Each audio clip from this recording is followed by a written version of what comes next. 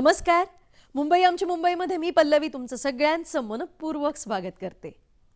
नाही झुकू झुकू नाही धुरांच्या रेषा तरी ही लोकल गाडी ही खरी जीवन गाडी आहे. धकाधकीच्या जीवनातही माणसांना जोडणारी ती प्रत्येकासाठी माहेर आहे. रसिक हो, या कवितेच्या ओळी जवळपास 40 लाख मुंबईकरांसाठी एक जीवनानुभव आहेत. रोजच्या रोज हे मुंबईकर हा अनुभव घेत असतात. आणि अगदी नेमक्या शब्दात सांगायचं तर गेली 90 वर्ष ते हा अनुभव घेत आहेत. आणि आज हे सांगण्याचं खास औचित्य म्हणजे फेब्रुवारीची 3 तारीख आणि साल 1925. विजेवरची पहिली लोकल गाडी मुंबईमध्ये सुरू झाली ती याच दिवशी. खरंच आहे रसिक हो, मुंबईकरांसाठीच काय पण संपूर्ण जगभरासाठी मुंबईतली ही लोकल गाडी म्हणजे प्रत्येक अंगाने प्रकाश टाकणारा हा एक चर्चेचा विषय आहे, हो ना? आपण याविषयी बोलणार आहोत, गप्पा मारणार आहोत, पण तत्पूर्वी पाहूयात याच आपल्या लाडक्या मुंबईतल्या या मागच्या आठवड्यातल्या खास घडामोडी. रवींद्र नाट्य मंदिरात पंचम निषादच्या माध्यमातून सारंगीचे सूर निनादले. काळा घोडा फेस्टिवलमध्ये खास कार्यक्रमाला अभिषेक बच्चन यांची उपस्थिती. यूथ फॉर गव्हर्नर्स 2015 अंतर्गत अभिनेता आमिर खानचा युवकांशी सुसंवाद. वरळी येथील 130 वर्ष जुन्या मराठा हायस्कूलचे वार्षिक स्नेहसंमेलन. चेतना महाविद्यालयाचा आंतर महाविद्यालयीन उपक्रम शिखर 2015. संस्कृती जतन प्रतिष्ठानतर्फे दक्षिण मुंबईचे लोकमान्य सम्राट पुरस्कार प्रदान. भारतीय शास्त्रीय संगीताची परंपरा खूप जुनी आणि समृद्ध आहे. अनेक दैदिप्यमान अशा कलाकारांच्या कलेतून जणू तिला अभेद्य बैठक लाभली आहे असं आपण अगदी अभिमानानं म्हणतो. आणि अर्थात यात अतिशयोक्ती अजिबात नाही. पण याच पार्श्वभूमीवर ही परंपरा, हा वारसा जतन करण्याची जबाबदारी तितकीच मोठी आणि महत्त्वाची असते. हेच काम अतिशय जाणीवपूर्वक करणाऱ्यांपैकी एक संस्था म्हणजेच पंचम निषाद. प्रभादेवी येथील रवींद्र नाट्य मंदिरात पंचम निषादतर्फे सारंगीच्या सुरांची जणू आतषबाजी. प्रातस्वर शीर्षकाअंतर्गत पंचम निषाद या हिंदुस्थानी शास्त्रीय संगीताला समर्पित अशा संस्थेने सारंगी कॉन्सर्टचं खास आयोजन केलं होतं.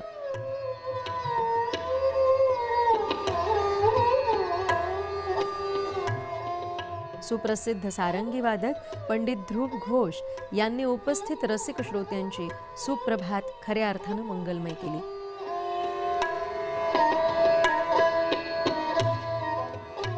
पंचम निषादतर्फे संगीत शौकीन रसिकांसाठी कायमच अशा मैफिलींचं आयोजन केलं जातं.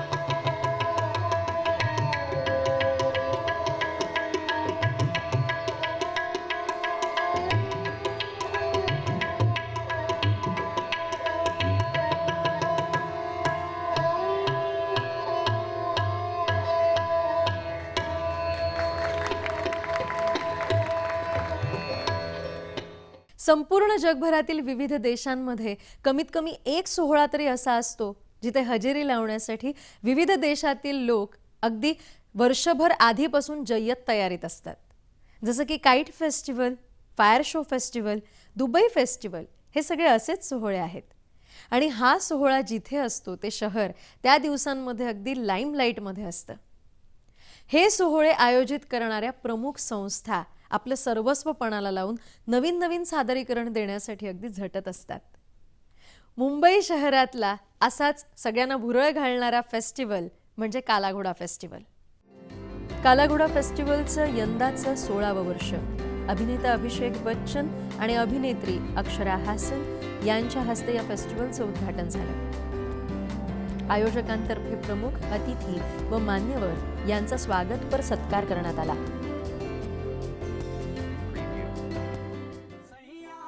कलावंतांच्या गुणांना संधी मिळावी या दृष्टीनं विविध कार्यक्रमांचं आयोजन करण्यात आलं होतं.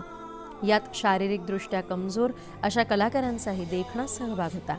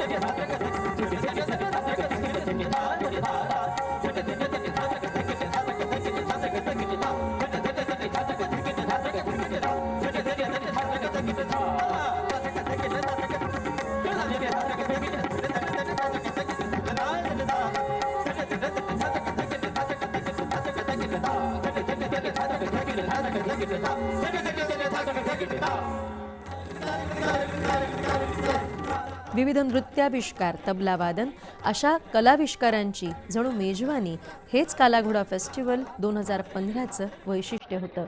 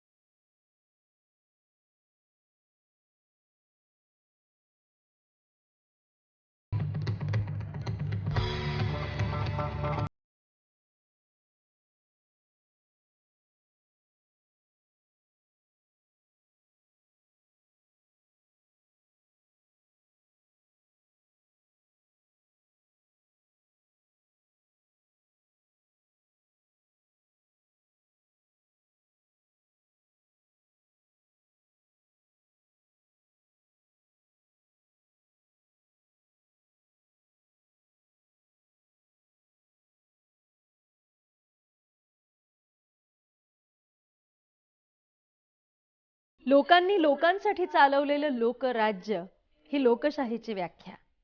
लोकशाहीच्या लोकराज्यात हक्कांबरोबरच कर्तव्य आणि जबाबदाऱ्या या हातात हात घालून चालतात.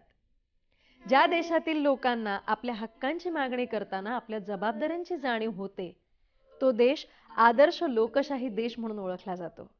आणि मला असं वाटतं, आपल्या भारताला आदर्श लोकशाही देश म्हणून घडवणाऱ्या प्रत्येक व्यक्तीचं आणि संस्थेचं नक्कीच कौतुक व्हायला हवं.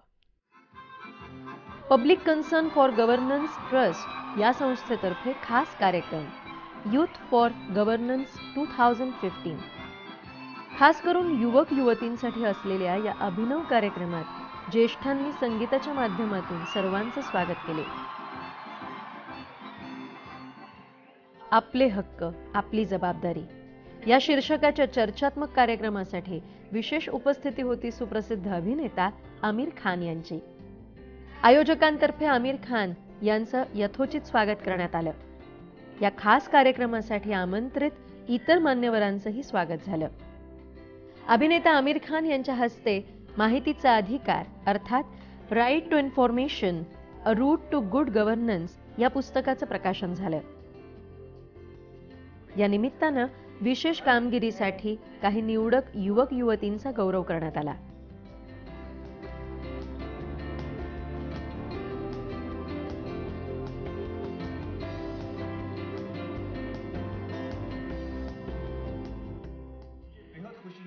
अधिकार, जबाबदारी आणि महिलांची सुरक्षा या विषयावरील चर्चासत्रात स्वतः आमिर खान यांचा सहभाग होता.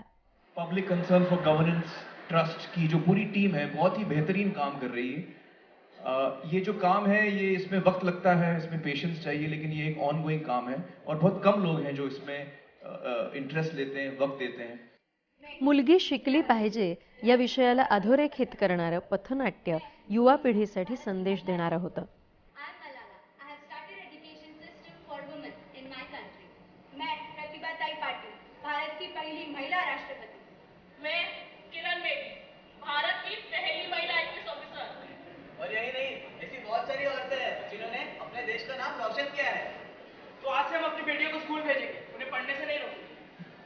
और आज से हम लिंग का निजात नहीं करेंगे. तो आज से हम अपनी बेटियों को उनका करियर चूज करने से नहीं रोकेंगे. और यही नहीं, औरतों पर होने वाले अत्याचार पर हम रोक लगाएंगे.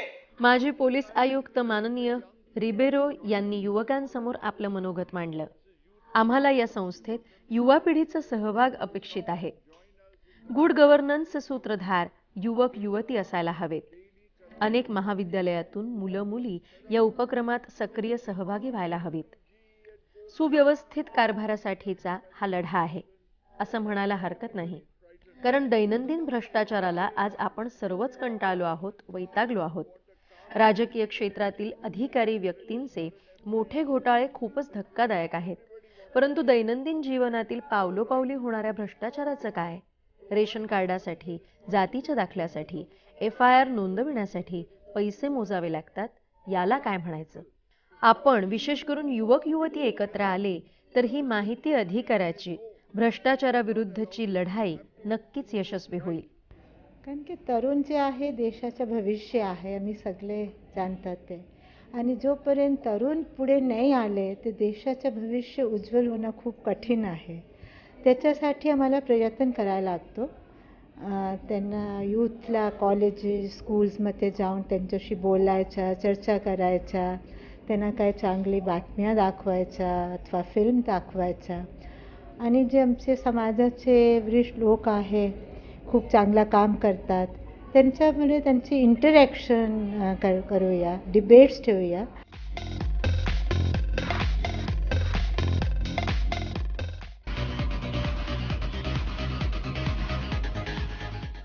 अनेक महान व्यक्तिमत्व यशाची शिखरं पादाक्रांत करतात, तेव्हा त्यांना घडवणाऱ्या गुरूंविषयी, त्यांनी ज्या शाळेत धडे घेतले त्या शाळेविषयी एक कुतूहलाचा विषय म्हणून खूप चर्चा होते.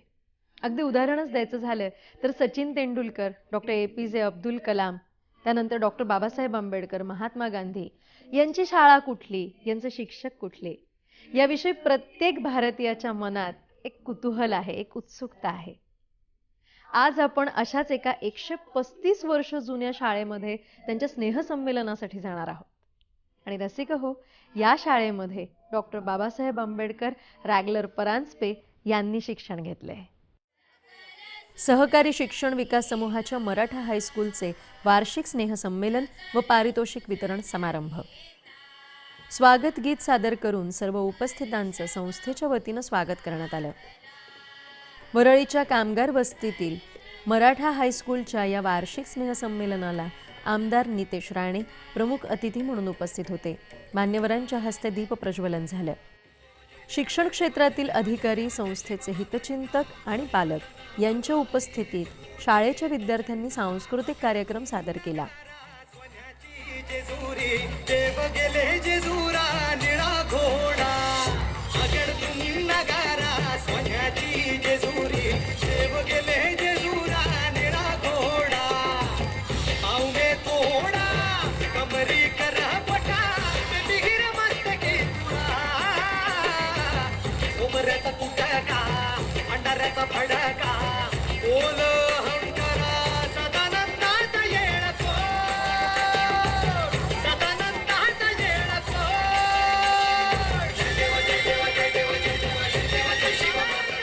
ही शाळा राष्ट्रीय हरित सेनेचा जो शासनाचा कार्यक्रम आहे हा अत्यंत उत्स्फूर्तपणे आणि मोठ्या प्रमाणावर राबवत असते. सन 2013मध्ये आपण चित्ररथ जो तयार केला होता शासनाच्या शिवाजी पार्क येथे, तेव्हा या शाळेच्या मुलांनी खूप मोठ्या उत्साहात भाग घेतला होता आणि चित्ररथ अत्यंत यशस्वी केला होता. शाळेच्या भविष्यकालीन वाटचालीला माझ्या शुभेच्छा.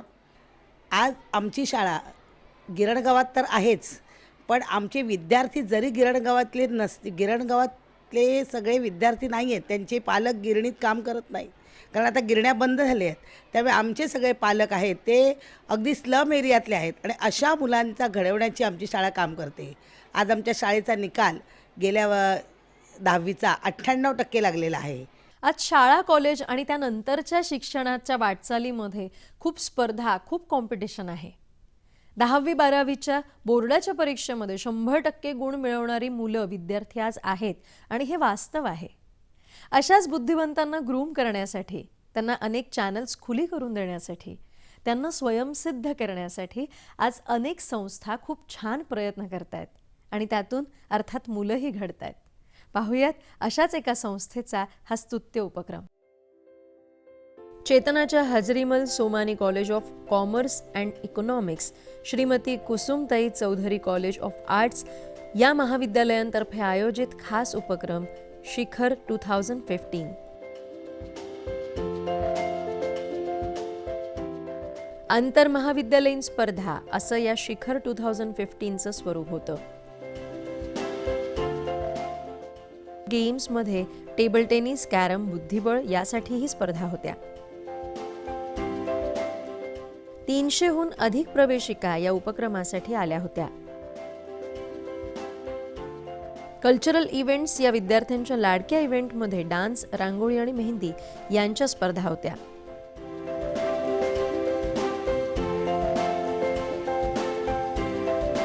शिखर 2015 हा उपक्रम युवक युवतींसाठी कायम उत्साहवर्धक असतो. हा अनुभव यावर्षीही आला.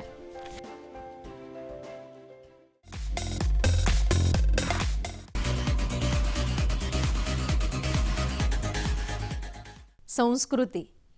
संस्कृतीच्या दर्शनातून खऱ्या अर्थानं देशाची ओळख होते हे आता संपूर्ण जगानं मान्य केलंय. आणि म्हणूनच ज्या ज्या देशांमध्ये ऑलिम्पिक, एशियाड आयोजित केले जातात किंवा क्रिकेट वर्ल्ड कप भरवला जातो, तिथे उद्घाटन सोहळ्यातल्या सांस्कृतिक कार्यक्रमांमध्ये आपापल्या देशांचं संस्कृती दर्शन घडवण्यासाठी करण्यासाठी तो यजमान देश अक्षरशः धडपडत असतो. देशाची संस्कृती व्यक्तीच्या सांस्कृतिक जडणघडणीतून आकाराला येते हे अर्थात ओघानं आलंच. पाहुयात असाच संस्कृतीचा वारसा जतन करू पाहणाऱ्या एका संस्थेचा हा सोहळा.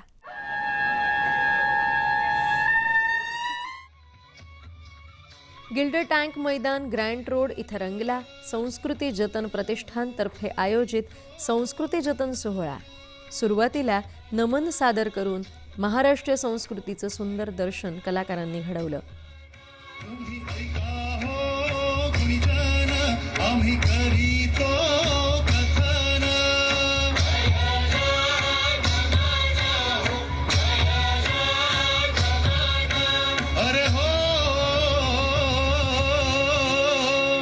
पहिलं नमन करुणी वंदन, इडा मांडून इडा देवाला, इडा गावाला, इडा पाटलाला, इडा मंडळीला आम्ही सांगतो नमन, तुम्ही ऐका हो गुंजन.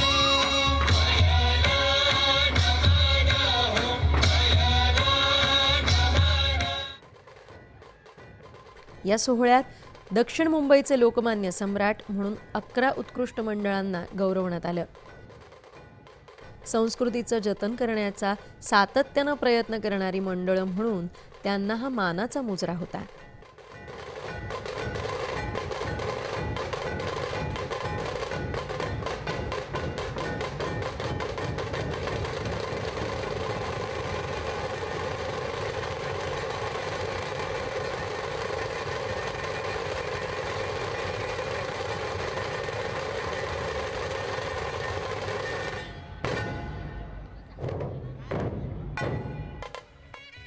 भरतनाट्यम, ढोलताशा, भारूड, मल्लखांब, लावणी अशा विविध सांस्कृतिक कार्यक्रमांनी हा कार्यक्रम रंगत गेला.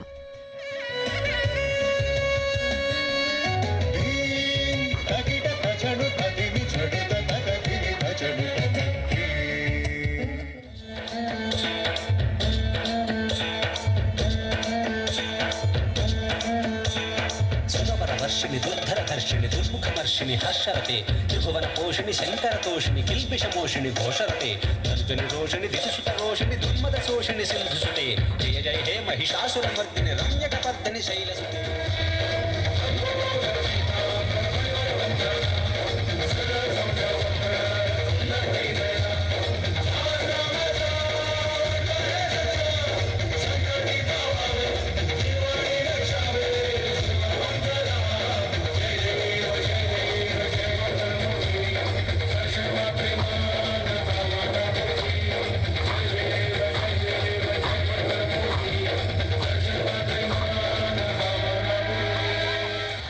रसिक हो, मी सुरुवातीला जसं म्हटलं 3 फेब्रुवारी 1925 ते 2015 आज 90 वर्ष पूर्ण झाली.